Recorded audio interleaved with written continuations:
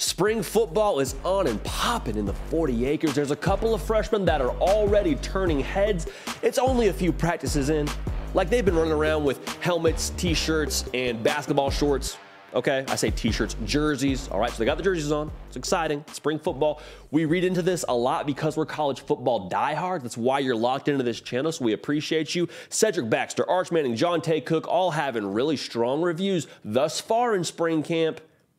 We're going to go down the line here. I'm going to tell you what I think this means as a whole, because I think there's more to take away than just having a couple of highly touted recruits turn heads early, okay? Because you probably could have guessed that, right? Like Cedric Baxter, 6'1", 210 pounds. He looks like he's ready to play today, junior. Today, junior, if you catch my drift. Practicing well. Even more impressive to me, my guy's got a 4.0 GPA. And when you get to college, fresh out of high school, like he still should be a high school senior, you've already adapted to being able to handle football and handle school and football at an elite level on one of the premier institutions in the country to do that. I said it before, that to me tells me Cedric Baxter is a pro. Time management, priorities, he's got those all in line. And it's funny how being a pro so early on in your career, like Cedric Baxter has illustrated he is to this point, it projects well. Okay, they love what he can do in the pass game.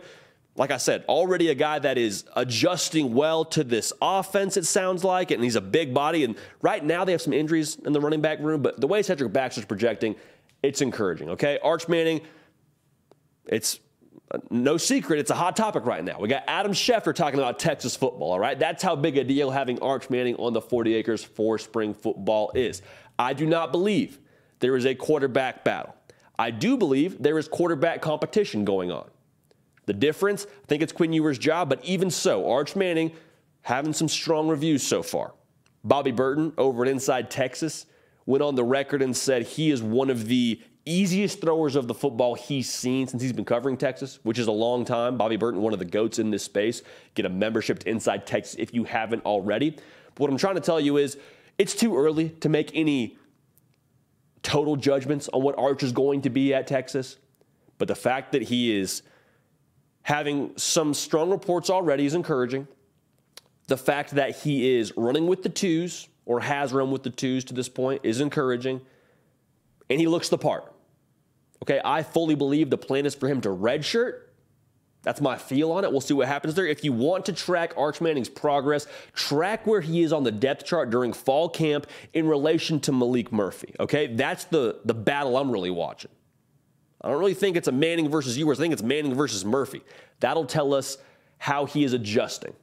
Okay, that doesn't mean anything for the 2024 season. Talk about that when that gets here. But Arch Manning and Malik Murphy is the battle that I'm watching more than Arch Manning versus Quinn Ewers, because that will tell me his progress during the season, okay? If Arch Manning is starting game one for you, Quinn Ewers, brother, we got problems, okay? I don't believe that's the case. Want to talk about Johntay Cook, but really quickly, if you haven't yet subscribed to the On3 YouTube channel, the Hard Count has content for you every single day on this wonderful platform. We're live twice a week. We talk ball here. You love ball. We love ball. This is where we talk ball every single day. So lock it in right here. We appreciate y'all in advance. Shout out to all the Texas faithful that have joined us too. Huge shout out. Also, make sure you're following me on Twitter and on Instagram at JD Piquel, a great medium for us to interact, go back and forth. So appreciate y'all in advance for that as well. Anthony Hill and Johntay Cook, I want to put a pause on this. Anthony Hill, someone that has had positive reviews so far. It's just, we're not going to talk about it a lot because it's defense, and it's tough to talk about a defensive player when you're not hitting people, okay? So we'll talk about Anthony Hill in the future, so make sure you're subscribed, but so far, so good is about all you can say about Anthony Hill. Johntay Cook is getting his fair share of the reps, also getting some reps with the twos. I said this on a previous show as well, but Bobby Burton told us a story about routes on air, which is just routes on air, but you got Quinn Ewers, Xavier Worthy running an out route, and it was crisp, it was clean, it was how you would want your starting quarterback and starting receiver to execute that kind of route.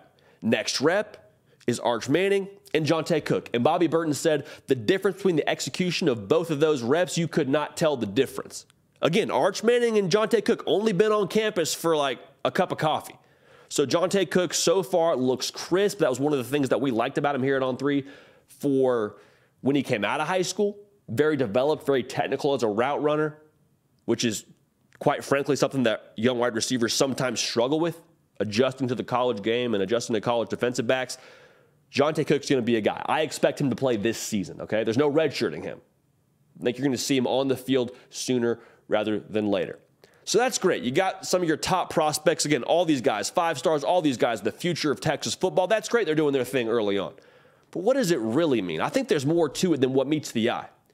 It's not just talented cats practicing well, because when you're a freshman, when you're an early enrollee, you're just trying to figure it out, man. You're just trying to figure out what college football is like, how to practice like a college player, trying to find your classes, trying to find a way to hold on to your ID. Easier said than done. If you get it, you get it. Freshmen are taught how to practice by who? Not the coaching staff. There's a standard held by the coaching staff for sure. They're taught how to practice by the guys in front of them, by the upperclassmen. And so hearing that all 3 of these guys are practicing well, read into it as much as you want, I think it's a positive reflection on the culture and the leadership at Texas. I think it's a positive reflection on that locker room. Because like I said, you show up for practice 1, it is vastly different from a tempo standpoint. I can speak to this with complete authority, having been at the high school level and the college level, at 2 different colleges actually. You hear what I'm saying? It's just a different tempo. Your world is upside down. You got the air horn going from period to period. You're running all over the place. You have agility that's different with the way you start practice at the college level and the high school level.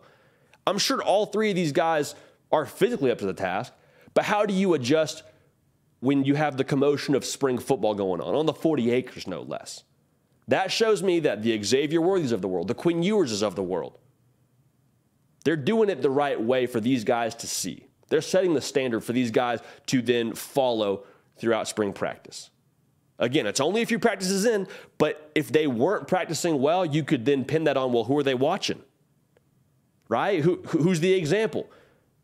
The young cats are following the upperclassmen, and that's encouraging to hear they've done well so far. Not just practicing well, but how they practice has been reviewed positively, it sounds like. So here's what I want to say about this. This class, these players specifically, they're going to determine how we view Steve Sarkisian's time at Texas. When Arch Manning committed, what was the sort of underlying theme? Hey, Sark's going to get some time. Sark's going to get time to develop Arch Manning. Sark's going to get time to actually have Arch Manning be his starting quarterback. Now, when that time does come, when Arch Manning does become QB1 on the 40 acres, is go time. That'll be year 4 or 5. That'll be your systems in place, your development's in place. You've recruited at a high level, number 3 class in the country in 2023. Everything at that point is out. There is no questioning of, well, this is still developing. Well, we don't know about this part of Texas. Well, we're not sure. No. At this point, you've had the talent. Did you develop it? You got the best ingredients. A lot of schools get great ingredients. The schools that win national titles, the schools that win their conferences, the Alabamas, the Georgias, those are the schools that develop the talent. It's not good enough to have the ingredients. That's great. You go to Publix, go wherever you want, buy the best ingredients. That doesn't mean you're eating good. You got to cook. You got to go through the process. You have to have everything perfectly in place to get the product you want. And so far, they've gone to Publix and gotten some ballers. And the ROI so far is good. But when these guys hit the field and when they've all matured and been developed, that's when we'll find out what Steve Sarkisian is at Texas. A lot of talk around 2023. I understand that. I think that's very fair. Heck, I've been on record saying you got to make the Big 12 title game. And say you got to win it. You got to make it, though, if you're Steve Sarkisian. But again, I still believe this class, this 2023 class with Baxter, Manning, Cook, Hill, this will be how we judge Steve Sarkisian. And at that point, I think that is 1,000% fair to have the book on Steve Sarkisian at that point in time. So we're pulling for him. It'll be a lot of fun to watch this all play out. Again, spring football is here, man. Golly, fires me up. So glad it's here. So glad that you're following along with us. So glad that you're subscribed to the On3 YouTube channel. If you haven't yet, man, jump on in. Water's fine. No time like the present. Nick, break, lifting heavy. This is your show. Make sure you're subscribed. Make sure you're following me on the socials at Judy Piquel, Twitter, Instagram. We appreciate y'all. We love y'all. We're going to keep the party rolling. We will see y'all next time. Hey y'all, thanks so much for watching. Subscribe to the channel here to make sure you don't miss an episode of The Hard Count. Also be sure to check out other videos on the On3 YouTube channel.